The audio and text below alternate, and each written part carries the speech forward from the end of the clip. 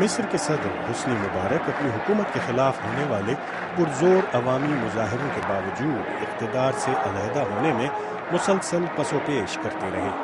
قریب 2 ہفتوں تک جاری رہنے والے ان مظاہروں کے باوجود حسنی مبارک مختلف رعایتوں کا اعلان تو کرتے رہے، لیکن مظاہرین کے ان کے استعفے کے مطالبے کو رد کیا۔ پولیس اور صدر مبارک کے مبینہ حامیوں کے درمیان تصادم میں 300 سے زیادہ ہلاکتیں ہوئیں اور اس سے کہیں زیادہ لوگ زخمی ہوئے۔ حکومت کی جانب سے تمام تر دباؤ اور سختیوں کے باوجود مظاہرین، جن میں ہر عمر، مکتبہ فکر اور جنس کے لوگ شامل تھے، ثابت قدم رہے اور قریب 2 ہفتے گزر جانے کے باوجود قاہرہ کے مرکز میں واقع تحریر اسکوائر میں ان کی تعداد بڑھتی ہی رہی۔ مصر کی قدیم تاریخ جہاں اسرار و رموز سے پر ہے، تو وہاں اس ملک کی جدید سیاسی تاریخ بھی اقتدار میں آنے والی کئی شخصیات کے عروج و زوال اور عالمی طاقتوں کی اس خطے میں دلچسپی کی وجہ سے ڈرامائی اتار چڑھاؤ سے خالی نہیں۔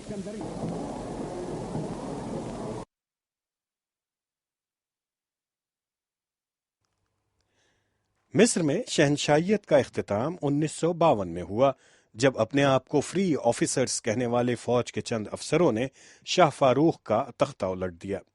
ایک مختصر سیاسی مد و جزر کے بعد 18 جون 1953 کو فوجی افسروں کے اس گروپ نے جمال عبد الناصر کو رہنما بناتے ہوئے مصر کی بحیثیت ایک ریپبلک بنیاد رکھی۔ رئیس الجمہوریہ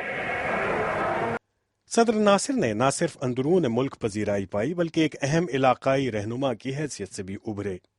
سرد جنگ کی وجہ سے علاقے میں امریکہ اور روس کی بڑھتی دلچسپی اور مصر کے بظاہر روس سے قریب ہونے کے نتیجے میں جب امریکہ نے عالمی بینک کے ساتھ مل کر اسوان ڈیم کی تعمیر کے لیے مالی وسائل پر پابندی عائد کر دی، تو صدر ناصر نے نجی ملکیت کی اہم بحری گزرگاہ سویس کینال کو قومیہ لیا، جس کے نتیجے میں برطانیہ، فرانس اور اسرائیل نے مصر پر فوج کشی کر دی۔ 1967 میں اسرائیل کے ساتھ 6 روزہ جنگ میں مصر صحرائے سینائی کے وسیع علاقے سے ہاتھ دھو بیٹھا، جس کے بعد جمال عبد الناصر نے عوامی مقبولیت کے باوجود مستعفی ہونے کا اعلان کر دیا۔ لقد قررت ان اتنحى تماما ونهائيا عن اي منصب رسمي واي دور سياسي وأن أعود إلى صفوف الجماهير وأدي واجبي معها كأي مواطن آخر۔ سن 1970 میں ناصر کی موت کے بعد اصل فری آفیسرز موومنٹ کے انقلابی گروہ میں شامل اس وقت کے نائب صدر انور السادات مصر کے صدر منتخب ہوئے،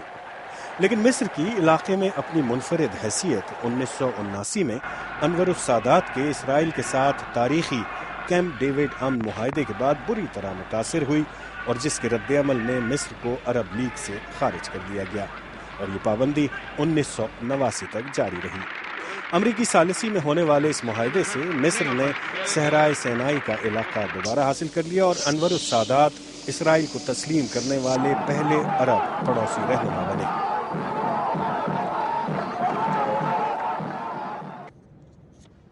1981 میں انور السادات کو ایک فوجی پریڈ کے دوران مذہبی شدت پسندوں نے ہلاک کر دیا۔ یہ گروپ حکومت کی جانب سے ان پر لگائی جانے والی پابندیوں کا مخالف تھا۔ انور السادات کے بعد اقتدار پر آنے والے حسنی مبارک نے ایک معتدل راہ اپنائی، لیکن مذہبی شدت پسند حسنی مبارک کے دور اقتدار میں بھی گاہے بگاہے پرتشدد وارداتیں کرتے رہے۔ ان وارداتوں میں نہ صرف سیاحوں پر کیے جانے والے ہلاکت خیز حملے شامل ہیں، بلکہ حال ہی میں مصر میں صدیوں سے بسنے والے قبطی عیسائیوں پر بھی حملے کیے گئے۔ یہ درست ہے کہ حسنی مبارک کے دور حکومت میں آئین میں تبدیلی کر کے حزب اختلاف کے امیدواروں کو صدارتی انتخابات میں حصہ لینے کی اجازت فراہم کی گئی، لیکن ان امیدواروں کے لیے انتخابات میں حصہ لینے کے لیے ایک انتہائی سخت معیار رکھا گیا، اور عملاً تینوں انتخابات میں حسنی مبارک بلا مقابلہ ہی صدر منتخب ہوئے۔ اپنے 30 سالہ دور حکومت میں حسنی مبارک نے انور السادات کی ہلاکت کے بعد نافذ کیا جانے والا ایمرجنسی قانون کبھی ختم نہیں کیا۔ ان کے مخالفین کا موقف ہے کہ یہ قانون آزادانہ سیاسی اظہار کے راستے میں ایک بڑی رکاوٹ ہے۔ مصر میں اب بھی مذہبی سیاسی جماعتوں پر پابندی عائد ہے، لیکن اس کے باوجود معاشی ناہمواری اور سیاسی گھٹن نے مصری عوام کے اندر پکتے لاوے کو ناقابل برداشت بنا دیا۔